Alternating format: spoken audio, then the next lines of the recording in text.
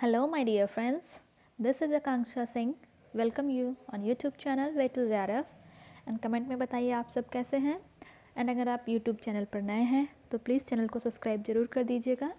आज का टॉपिक है फूड प्रिजर्वेशन। ये फोर्थ टॉपिक है, सीक्वेंस वाइज टॉपिक में वीडियो लेक्चर्स दे रही हूँ आपको, तो ये फोर्थ टॉपिक है food preservation. I am pursuing my PhD from Vasantrao Naik Marathwada agriculture university Maharashtra and I had qualified both net and SRF। And इसकी एक पूरी प्लेलिस्ट भी है, उसमें सारे लेक्चर्स आपको एक साथ मिल जाएंगे, उसका लिंक डिस्क्रिप्शन में दिया है, तो आप प्लेलिस्ट भी चेक कर लीजिएगा। वीडियो स्टार्ट करते हैं। सबसे पहले है प्रिजर्वेशन, मीन्स संरक्षण। प्रिजर्वेशन क्या है? One of the oldest form of food processing. सबसे प्रिजर्वेशन जो है फूड प्रोसेसिंग का सबसे पुराना फॉर्म है कि सबसे पहले जब फूड प्रोसेसिंग स्टार्ट हुई थी तो फूड प्रोसेसिंग में जो सबसे पहले जो चीज़ स्टार्ट हुई है वो है प्रिजर्वेशन, फूड का संरक्षण। फूड को प्रोसेस करना मतलब उसको एक फॉर्म से दूसरे फॉर्म में चेंज करना, जिससे उसको ऑफ सीज़न में यूज़ कर सकें या ज़्यादा टाइम के लिए यूज़ कर सकें, तो उसको बोलते हैं प्रिजर्वेशन। फूड प्रोसेसिंग में सबसे पहले प्रिजर्वेशन स्टार्ट किया गया। जैसे for example salting of meat as a means of preservation. जो मीट होता है, मीट को प्रिजर्व करने के लिए उसमें नमक लगा के रख देते हैं उसको, तो ये भी एक टाइप का प्रिजर्वेशन है। Sugar was introduced much later as a preservative for fruits and for making jam. जो फ्रूट्स हैं उनको प्रिजर्व करने के लिए उनको जैम, जो फ्रूट्स को है उनको जैम में कन्वर्ट कर दिया गया कि जैम बना के रख देंगे तो ये एक फॉर्म में प्रिजर्व हो जाएगा और उसको बाद में कभी भी यूज़ कर सकते हैं। तो उसके लिए शुगर का यूज़ किया गया कि जो फ्रूट्स हैं, जो पक गए हैं फ्रूट, अब पक गए हैं, अगर उनको ज़्यादा टाइम के लिए छोड़ दिया तो वो ख़राब हो जाएंगे, तो उनका क्या किया जाए, तो उनको प्रोसेस करके जैम में कन्वर्ट कर दिया और उसके लिए ज़रूरत पड़ी शुगर की। तो सबसे पहले साल्टिंग मीन्स सॉल्ट को यूज़ किया गया प्रिजर्वेशन के लिए। उसके बाद धीरे धीरे फिर शुगर को इंट्रोड्यूस किया गया कि फ्रूट्स को प्रिजर्व करके उसको जैम में कन्वर्ट करना। देन आया keeping food cold by using ice was an effective and ancient method of preservation until the ascent of ice box and recently electrical refrigerator। अभी तो चलो ठीक है, आइस बॉक्स है, रेफ्रिजरेटर है, तो कुछ भी चीज़ फ्रिज में रख दिया या आइस बॉक्स में रख दिया तो वो काफ़ी टाइम के लिए स्टोर करके रख सकते हैं। बट पुराने टाइम में ना ही आइस बॉक्स थे ना ही रेफ्रिजरेटर था, तो देखा होगा अभी भी बहुत सारे लोगों के यहाँ गाँव में एक वो घड़ा होता है, घड़े में मिट्टी का घड़ा होता है, उसमें पानी फिल करके रखते हैं, इससे वो ठंडा बना रहता है। ऐसी और भी चीज़ें यूज़ करते थे कि जिससे फूड को वो रख सकें जो ठंडा बना रहे। जब फूड वो ठंडा बना रहेगा तो उसको लॉन्ग टाइम के लिए, मीन्स कुछ टाइम के लिए प्रिजर्व करके रख सकते हैं, जिससे वो उसकी जो क्वालिटी है वो मेंटेन रहेगी। नेक्स्ट आता है हिंदी में, तो आप हिंदी में भी देख लीजिएगा एंड टेलीग्राम चैनल का लिंक डिस्क्रिप्शन में दिया है, वहाँ से आप टेलीग्राम चैनल को सब्सक्राइब कर लीजिए, आपको सारे PDF वहीं पर मिल जाएंगे। फूड प्रिजर्वेशन, अभी तक था प्रिजर्वेशन की प्रिजर्वेशन क्या है। प्रिजर्वेशन मीन्स फूड को प्रिजर्व करके रखना, फूड को संरक्षण करना, उस प्रिजर्वेशन। अब फूड का प्रिजर्वेशन है कि फूड को कैसे प्रिजर्व करके रखें। Food preservation is the process of treating and handling food. Food को कैसे ट्रीट कर रहे हैं, उसको कैसे हैंडल कर रहे हैं, मीन्स फूड का जो कहीं अगर रखा है उसकी वहाँ की सैनिटाइजेशन हाइजीन कंडीशन कैसी है, उसको अगर एक जगह से दूसरी जगह ले जा रहे हैं तो उसको कैसे हैंडल कर रहे हैं, ये सब फूड प्रिजर्वेशन में आता है। फूड प्रिजर्वेशन का मीन्स क्या है कि स्टॉप और slow down food spoilage, means food को ख़राब होने से बचाना। लॉस ऑफ क्वालिटी, जो फूड की क्वालिटी है, क्वालिटी को ख़राब नहीं होने देना है। एडिबिलिटी और न्यूट्रिशनल वैल्यू, जो उसकी खाने की मीन्स जो फूड है उसको जो खाने की कंडीशन है कि उसको पल्प के फॉर्म में खाना है या कैसे खाना है, तो उसकी जो खाने की कैपेसिटी है या जो एडिबल पार्ट है उसको ख़राब नहीं होने देना है। एंड जो न्यूट्रिशनल वैल्यू है फूड की, अगर फूड को प्रिजर्व करके रख रहे हैं ज़्यादा दिनों तक तो उसकी न्यूट्रिशनल वैल्यू भी ख़राब ना हो, उसको भी ध्यान रखना है कि अगर फूड को प्रिजर्व कर रहे हैं तो फूड की न्यूट्रिशनल वैल्यू ना ख़राब हो, उसकी जो क्वालिटी है उसमें कोई लॉस ना हो, जो फूड की जो जैसी वैल्यूज़ हैं, जो उसका न्यूट्रिशनल कंटेंट है वो वैसे ही प्रिजर्व रहे लॉन्ग टाइम के लिए। Preservation involves preventing growth of bacteria, fungi and other micro organism as well as retarding the oxidation of fat which causes rancidity। Means preservation का एक मीन्स ये भी है कि जो बैक्टीरिया, फंजाई और अदर माइक्रो ऑर्गेनिजम्स हैं इन सब की ग्रोथ को कम करना, क्योंकि यही चीज़ें हैं जो फूड को ख़राब करते हैं। तो बैक्टीरिया, फंजाई, माइक्रो ऑर्गेनिज्म, इन सब की ग्रोथ को जब कम कर देंगे, स्टॉप कर देंगे, तो फूड जल्दी ख़राब नहीं होगा। और इसके साथ साथ रिटार्ड करना मीन्स स्लो डाउन करना या कम कर देना ऑक्सीडेशन ऑफ फैट, जो फैट प्रेजेंट है फूड में, फैट का ऑक्सीडेशन मीन्स फैट के ब्रेक डाउन को स्टॉप कर देना। फैट के जो fat oxidation of fat means जो फैट टूटता है उसको बोलते हैं ऑक्सीडेशन। तो फैट को टूटने से बचाना, क्योंकि जब वो टूटेगा तो वो ऑक्सीडेशन है, ऑक्सीजन के साथ रिएक्ट करेगा। जब ऑक्सीजन के साथ रिएक्ट करेगा तो उसमें मॉइस्चर आएगा। अब जब मॉइस्चर आएगा तो ये बैक्टीरिया, फंजाई, माइक्रो ऑर्गेनिज्म सबको ऑक्सीजन चाहिए होती है ग्रो करने के लिए, तो फिर ये ग्रो करने लगेंगे। जब ये ग्रो करेंगे तो फैट में रेंसिडिटी डेवलप हो जाती है। जब फैट को जो ख़राब होता है, जो फैट के ख़राब होने का टर्म है कि जब फैट ख़राब होता है तो उसमें क्या होता है, उसको बोलते हैं रेंसिडिटी। तो इसके लिए ये भी एक इम्पॉर्टेंट है कि जो बैक्टीरिया, फंजाई, माइक्रो ऑर्गेनिज्म है, इन सब की ग्रोथ को कम करना एंड फैट के ऑक्सीडेशन को कम करना, जिसकी वजह से फूड को प्रिजर्व किया जा सके। ये हिंदी में है। Next, following are some techniques of food preservation. जो सबसे पहले क्या टेक्निक्स यूज़ होती थी फूड प्रिजर्वेशन के लिए, उनके बारे में पढ़ते हैं। सबसे पहले है drawing. Drawing is one of the most ancient technique of food preservation. Drawing जो है सबसे पुरानी, सबसे एंशिएंट टेक्निक है फूड प्रिजर्वेशन की, कि किसी भी चीज़ को सुखा के ड्राई करके रख लो। जैसे गांव में अभी भी देखो कि जो जब गेहूं होता है या गेहूं के टाइम पे उसको सुखा के भर के रख देते हैं तो वो कई सालों तक चलता रहता है। तो ये भी एक प्रिजर्वेशन प्रोसेस है। It reduces water activity sufficiently to prevent bacterial growth. क्योंकि बैक्टीरिया हो, माइक्रो ऑर्गेनिज्म हो, कुछ भी हो, उसको ग्रो करने के लिए मॉइस्चर चाहिए, ऑक्सीजन चाहिए। जब ड्राई कर देंगे तो उसमें से वाटर के जो वो लेवल है, जो मॉइस्चर कंटेंट है, वो कम हो जाएगा। जब वो कम हो जाएगा तो इनकी जो बैक्टीरियाज़ हैं, इनकी ग्रोथ जो है वो रिटार्ड हो जाएगी, कम हो जाएगी, तो फूड ख़राब नहीं होगा। देन आता है refrigeration. Food is preserved by slowing down the growth and reproduction of microorganism. जैसे ये ड्राई करके किसी चीज़ को सुखा दो, उसमें मॉइस्चर कंटेंट कम हो जाएगा तो उसमें बैक्टीरिया की ग्रोथ कम हो जाएगी।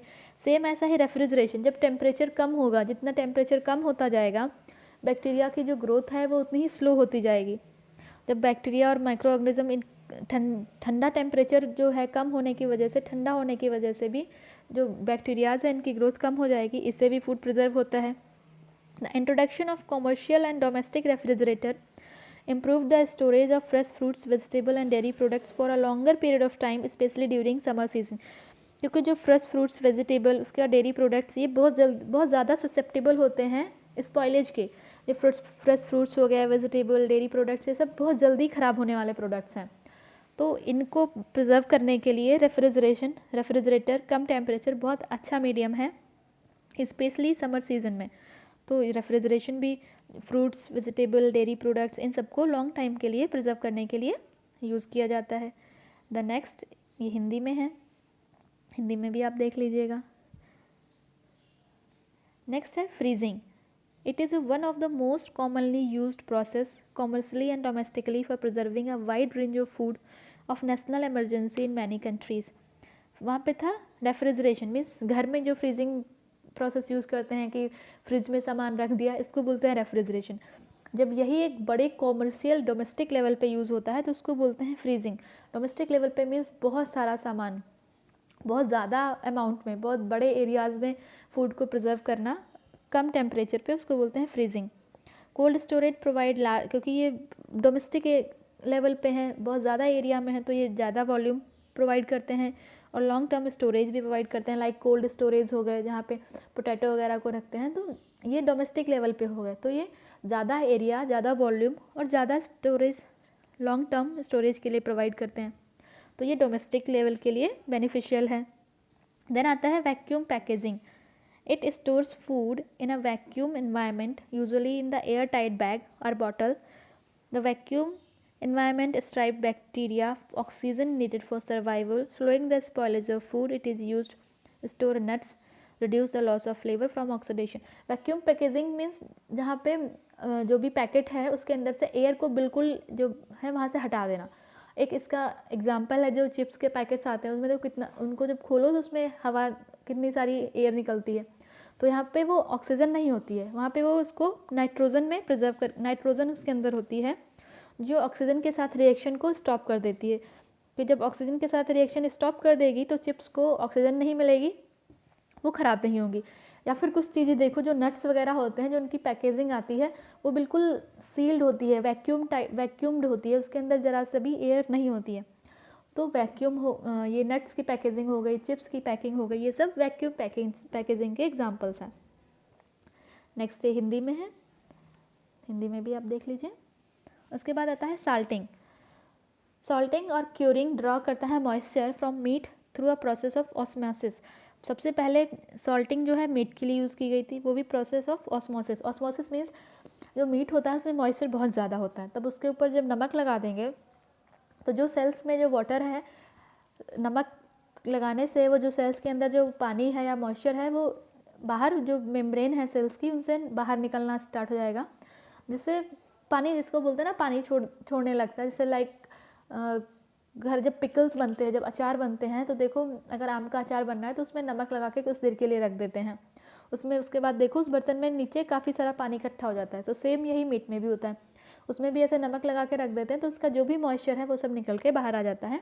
इस प्रोसेस को बोलते हैं osmosis. Meat is cured with a salt और sugar. Nitrate and nitrites are often use to cure meat, this contributes to the characteristic pink colour and inhibit clostridium botulinum. जो meat है पहले इसको सॉल्ट के साथ क्योर करते थे, उसके बाद शुगर भी यूज़ करने लगे, उसके बाद ये नाइट्रेट्स एंड नाइट्राइट्स, ये तो सिर्फ क्योर करने के यूज़ करते थे कि सॉल्ट और शुगर जो है मीट को ख़राब नहीं होने देंगे। अब ख़राब होने के साथ साथ मीट का कलर ना ख़राब हो, जो उसका पिंक कलर है वो वैसा ही कलर बना रहे, तो उसके लिए यूज़ करना स्टार्ट कर दिया नाइट्रेट एंड नाइट्राइट्स। बहुत बार एग्जाम में पूछते हैं कि जो कैरेक्टरिस्टिक पिंक कलर है मीट में, उसको सेम वैसा ही प्रिजर्व रखने के लिए क्या चीज़ यूज़ करते हैं, तो नाइट्रेट्स एंड नाइट्राइट मीट के कलर को सेम जैसा पिंक है वैसा ही पिंक बनाए रखने के लिए नाइट्रेट्स और नाइट्राइट्स यूज़ करते हैं। और साथ में ये नाइट्रेट और नाइट्राइट्स जो हैं ये क्लोस्ट्रिडियम बोटुलिनम जो बैक्टीरिया है इसकी भी ग्रोथ को कम कर देते हैं। तो ये भी जो क्लोस्ट्रिडियम बोटुलिनम जो बैक्टीरिया है ये मीट को ख़राब नहीं कर पाता है। देन आता है सुगरिंग। शुगर को यूज़ करना, उसकी प्रोसेस को बोलते हैं सुगरिंग।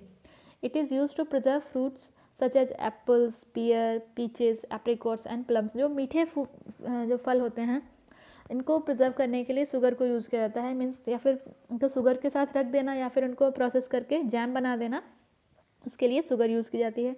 The preserved material is cooked in a sugar to the point of crystallization and the resultant product is stored dry।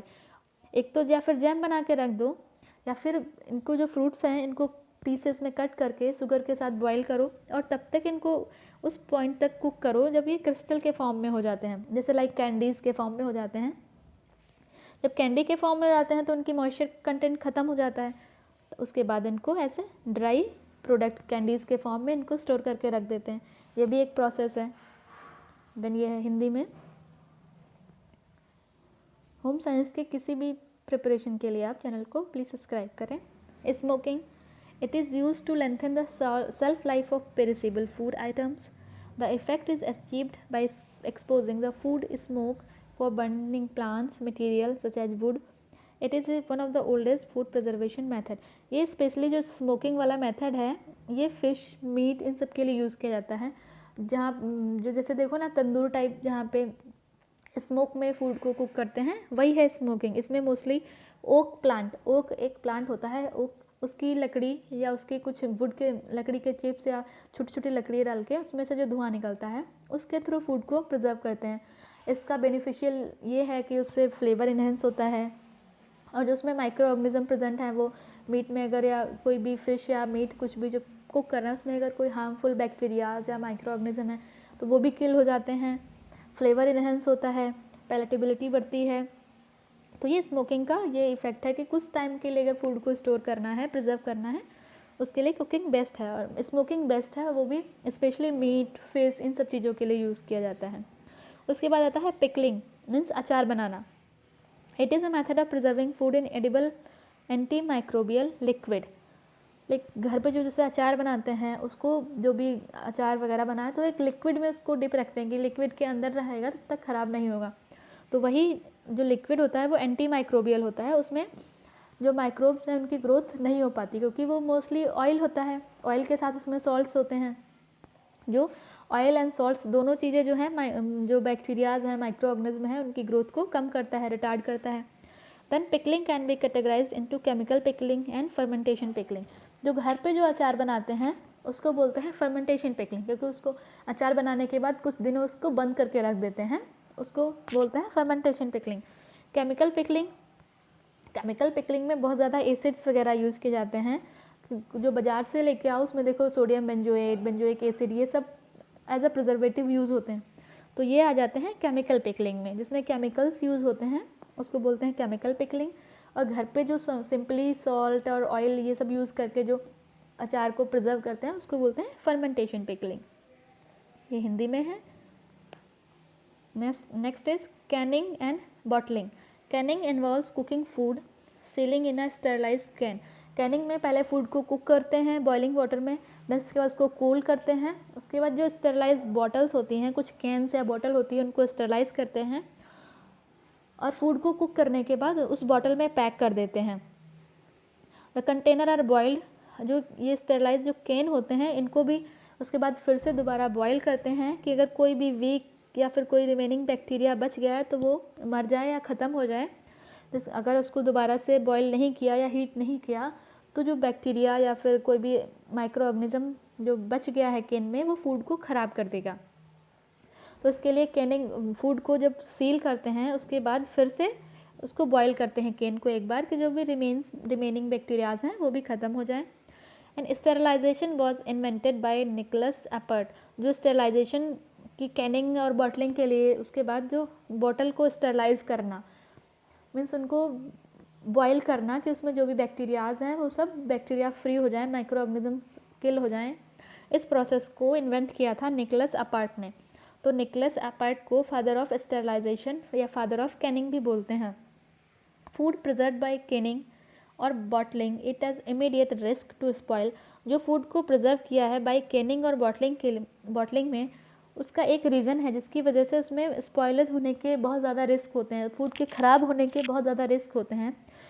वो रिस्क ये है कि अगर एक बार बॉटल या कैन ओपन हो गई तो फूड जो उसके अंदर है वो बहुत जल्दी ख़राब होगा। इसलिए जो कैन या बॉटल प्रोडक्ट्स आते हैं तो उनमें लिखा होता है कि आफ्टर ओपनिंग दिस उसको बहुत जल्दी से यूज़ करना है, अदरवाइज़ उसमें कुछ टाइम लिमिट देते हैं कि 3 to 5 days या 5 to 6 days कि इतने दिन के अंदर इसको यूज़ कर लो, अदरवाइज़ बहुत जल्दी ख़राब हो जाएगा। क्योंकि लाइक देखो जो कोल्ड ड्रिंक्स वगैरह भी आती हैं तो उसमें भी एक डायरेक्शन में पीछे लिखा होता है कि विदिन 5 days में ख़त्म कर लो, विदिन 7 days, क्योंकि एक बार ओपन होने के बाद ये जो उसमें स्पॉइल होने का रिस्क है वो बहुत ज़्यादा बढ़ जाते हैं।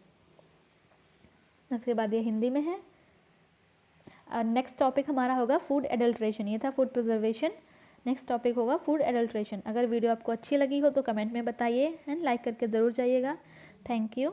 ये मेरा फेसबुक पेज है, आप यहाँ से कांटेक्ट कर सकते हैं। This is my YouTube channel, please channel को सब्सक्राइब कर लीजिए। अगर वीडियो आपको अच्छी लगी हो तो लाइक करें, सब्सक्राइब करें एंड वीडियो को बहुत ज़्यादा से ज़्यादा शेयर करें। थैंक यू, मिलते हैं नेक्स्ट वीडियो में। Bye bye.